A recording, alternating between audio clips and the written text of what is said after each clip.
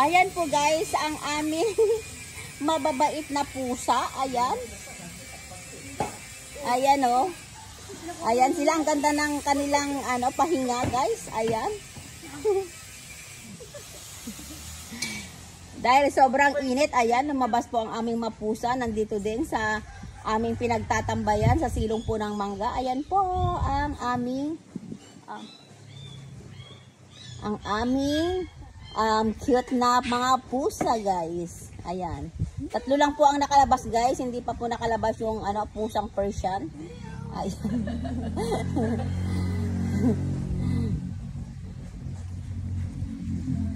Hi.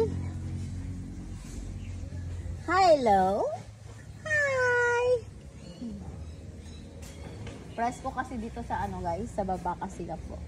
Medyo hindi siya masyadong mainit ngayon. Kaya pati ang pusa po namin is nagtambay din kasama namin dito sa baba.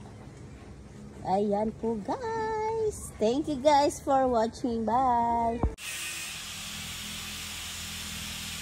Ayan po guys, ang 3 naming pusa. 3 colors po sila guys. Oh.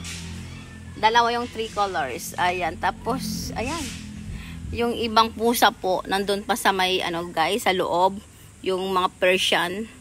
Ito lang yung tumakas guys. Kasi nakitang nakabukas yung pinto. Ang bilis nilang lumabas.